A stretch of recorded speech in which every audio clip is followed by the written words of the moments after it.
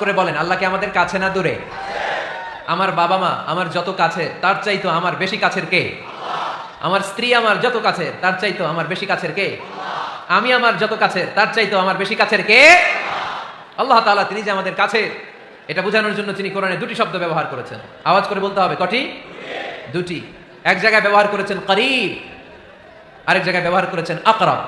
রব্বুল আলামিন বলেন, وَإِذَا سَأَلَكَ عِبَادِي عَنِّي فَإِنِّي قَرِيبٌ أُجِيبُ دَعْوَةَ الدَّاعِ إِذَا دَعَانِ فَلْيَسْتَجِيبُوا لِي وَلْيُؤْمِنُوا بِي لَعَلَّهُمْ يَرْشُدُونَ। রব্বুল আলামিন বলেন, নবী হে, আমার বান্দারা যখন তোমাকে জিজ্ঞেস করে আমি কোথায়, তুমি বলে দাও ইন্নী করিব, আমি কাছে। আল্লাহু আকবার, তিনি কাছে। আল্লাহর হাবিব সাল্লাল্লাহু আলাইহি ওয়াসাল্লামকে আল্লাহ কমান্ড দিলেন, আপনি বলে দেন যখনই উম্মতেরা জিজ্ঞেস করবে আল্লাহ কোথায়, আমি কোথায়, আপনি বলে দেন ফাইন্নী করিব, আমি কাছে। আরেক জায়গায় আল্লাহ ব্যবহার করলেন আকরাব, কাছে না, করিব মানে কাছে, আর আকরাব মানে সবচাইতে কাছে, the closest one, the most closest one, সবচাইতে কাছে। ওয়া নাহনু আকরাবু ইলাইহি মিন হাবলিল ওয়ারিদ। তোমার পেছনে যে স্পাইনাল কর্ড, শির দ্বারা, ব্যাকবোন, মেরুদণ্ড, যেটা আমাদের দেহের একেবারে মাঝখানে, আল্লাহ বলে আমি ওইটারও কাছে। কোন কোন মুফাসসিরিন ইকরাম বলেন আমাদের যে খাদ্যনালী আর শ্বাসনালী, এটা আমার ঘাড়ের যত কাছে, আমার আল্লাহ আমার তার চাইতেও বেশি কাছে। তার মানে এই আয়াত দ্বয় থেকে আমরা বুঝতে পারলাম আল্লাহ দূরে নন, তিনি আমাদের কাছে। তিনি আমাদের কাছে, ডাকলেই তিনি সাড়া দেন। সুবহানাল্লাহ পড়েন। ভায়া হয়ে তার কাছে যাওয়া লাগে না, মিডিয়া হয়ে যাওয়া লাগে না। আমার সাথে দেখা করতে হইলে কত ভায়া হয়ে আসা লাগে, পাওয়া যাচ্ছে না। কিন্তু আল্লাহরে পাইতে হইলে অ্যাপয়েন্টমেন্ট লাগে। আওয়াজ করে বলতে হবে মুসলমান, আল্লাহর কাছে পেতে সিরিয়াল লাগে। আল্লাহ বলে ডাক দিলেই আমার আল্লাহ আমার ডাকে সাড়া দেয়। চিল্লায় বলেন ঠিক কিনা? এজন্য বুখারীর বর্ণনায় বিশ্বনবী বললেন, ফাইন যাকারানি ফি নাফসি যাকারতুহু ফি নাফসি। আমার বান্দা যদি আমারে একা একা ডাকে, মুহূর্তের মধ্যে আমি আমার বান্দারেও একা একা ডাকতে শুরু করে দেই। ফাইন যাকারানি ফি নাফসি যাকারতুহু ফি নাফসি।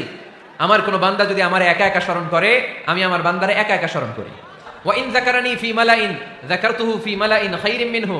আর আমার বান্দা যদি আমাকে একা একা স্মরণ না করে বিশাল মহাসমাবেশে স্মরণ করে, তাহলে আমি আল্লাহ তাআলা আমার আরশে ফেরেশতাদেরকে নিয়ে এর চেয়ে বড় মহাসমাবেশ করে আমার বান্দারে স্মরণ করি। ওয়া ইন তাকাররাবা ইলাইয়া বিশিবরিন তাকাররাবতু ইলাইহি যিরাআন। আমার বান্দা যদি আমার দিকে এক বিঘত আসতে চায়, আমি আমার বান্দার দিকে এক হাত এগিয়ে যাই। আপনি এক হাত আল্লাহর কাছে যেতে চাইলে আল্লাহ এক হাত এগিয়ে যায়। ওয়া ইন তাকাররাবা ইলাইয়া যিরাআন তাকাররাবতু ইলাইহি বাআন। আমার কোন বান্দা যদি আমার দিকে এক হাত এগিয়ে আসে, আমি আমার বান্দার দিকে দুই হাত এগিয়ে যাই। ওয়া ইন আতানি ইয়ামশি আতাইতুহু হারওয়ালা। আমার বান্দা যদি আমার দিকে হেঁটে হেঁটে আসতে চায়, আমি আমার বান্দার কাছে যাওয়ার জন্য দৌড়ে দৌড়ে ছুটে যাই। এজন্য আওয়াজ করে বলতে হবে আল্লাহ কাছে না দূরে? আরো জোরে, কাছে না দূরে? দ্য মোস্ট ক্লোজেস্ট ওয়ান, সবচাইতে কাছে। চাইলেই আমরা আল্লাহর কাছে যেতে পারি। আমরা আজকে জেনে যেতে চাই কি কাজ করলে আল্লাহর নৈকট্য পাওয়া যায়, কি কাজ করলে আল্লাহর কাছে যাওয়া যায়। দুইটা সোর্স থেকে জানবো। কয়টা সোর্স? এক হচ্ছে কোরআন, আরেক হচ্ছে সুন্নাহ। আওয়াজ করে জবাব দেন, এক হচ্ছে, আরেক হচ্ছে। তো আসেন কোরআনকে আমরা জিজ্ঞেস করি, কোরআন তুমি আমাদেরকে বলো কি করে আমরা আল্লাহর কাছে যেতে পারি, কি করে আমরা আল্লাহর কাছের বান্দা হতে পারি, কি করে আমরা আল্লাহ তাআলার নৈকট্য পেতে পারি। এবার কোরআন আমাদেরকে প্রেসক্রিপশন দিচ্ছে, শোনো, তোমরা যদি আল্লাহর নৈকট্যপ্রাপ্ত বান্দা হতে চাও তাহলে সেজদায় লুটিয়ে পড়ো। কোরআনের নির্দেশ হচ্ছে সেজদায় লুটিয়ে পড়ো, আল্লাহর নৈকট্য হাসিল করো। ওয়াসজুদ ওয়াক্তারিব, সূরা আলাকের শেষ আয়াতের শেষাংশে আল্লাহ আমাদেরকে শিখাইয়া দিচ্ছেন, আমার কাছে আসতে চাও, ওয়াসজুদ, সেজদায় লুটিয়ে পড়ো, ওয়াক্তারিব, আমার কাছে চলে আসো। সুবহানাল্লাহ পড়েন। বান্দা যখন সেজদায় লুটিয়ে পড়ে, তখন বান্দা আল্লাহ তাআলার সবচেয়ে কাছে চলে যায়। ফাআকসিরু ফীহি দুআ, তাই তোমরা বেশি বেশি দোয়া করো। সেজদায় নত হও, অশ্রু ছাড়ো, প্রভুর শরণে হৃদয় গাড়ো। সেজদায় নত হও, অশ্রু ছাড়ো, প্রভুর শরণে হৃদয় গাড়ো।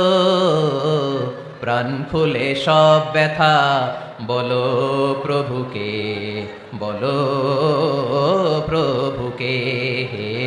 রাত কি কেটে যাবে ঘুমে অলসে, রাত কি কেটে যাবে ঘুমে অলসে।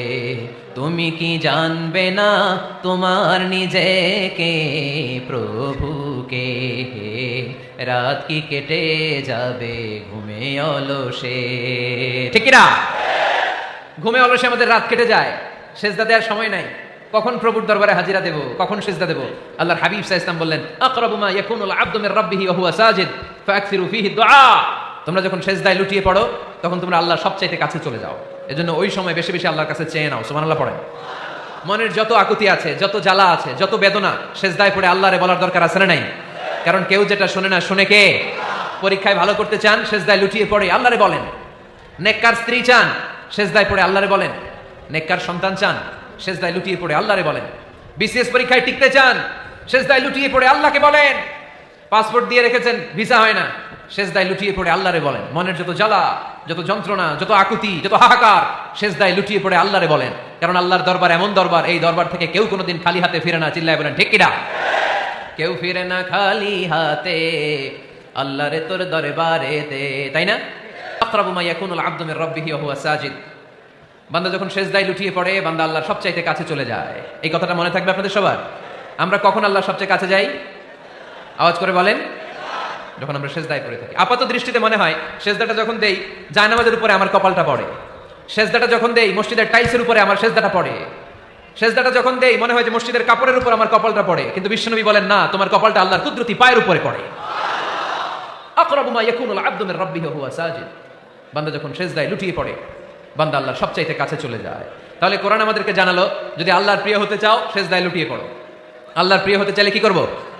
আওয়াজ করে বলেন কি করতে হবে? আল্লাহর হাবিব সাল্লাল্লাহু আলাইহি ওয়াসাল্লাম লম্বা সময় ধরে রাতে সিজদায় পড়ে থাকতেন। আল্লাহর হাবিব সাল্লাল্লাহু আলাইহি ওয়াসাল্লামের সাহাবারা সব সময় লম্বা লম্বা রুকু দিতেন, লম্বা লম্বা সিজদা দিতেন। কিন্তু আমরা রুকুর মধ্যে তাড়াহুড়ো করি, সিজদা দিতে যেয়ে তাড়াহুড়ো করি, এরকম আছে না নাই? আপনারা তাড়াহুড়ো করেন? করবেন না আমার ভাইয়েরা। There is no rushing in সালাহ। সালাতে তাড়াহুড়ো নেই। There is no hastiness in সালাহ। সালাতে কোনো তাড়াহুড়ো নেই। সল্লু সালাতান মুআদ্দিআ। এমন ভাবে নামাজে দাঁড়াবেন মনে করবেন এটাই হতে পারে আমার জীবনের শেষ নামাজ, ঠিক কিনা? পারফর্ম দ্য সালাহ as if this is your last and final prayer. এমন ভাবে মুসল্লায় দাঁড়ান মনে করেন এটাই হতে পারে জীবনের শেষ নামাজ। This is my last chance. এখন বাজে 3:30। কেউ যদি বলে আসরের যে নামাজটা পড়বেন এটাই আপনার জীবনের শেষ নামাজ, ওই নামাজ আপনি তাড়াহুড়া করবেন? কথা বলেন। আরে কাঁদতে কাঁদতে আপনি শেষ। এত সুন্দর ওযু বানাবেন, এত সুন্দর আতর মেখে জায়নামাজ বিছিয়ে পাঞ্জাবিটা পরে আপনি নামাজে দাঁড়াবেন। রুকুতে কি সুন্দর রুকু করবেন, লম্বা সময় সিজদা করে চোখের পানি দিয়ে তো সেদিন আপনার জায়নামাজ আপনি ভিজিয়ে দিবেন, ঠিক কিনা?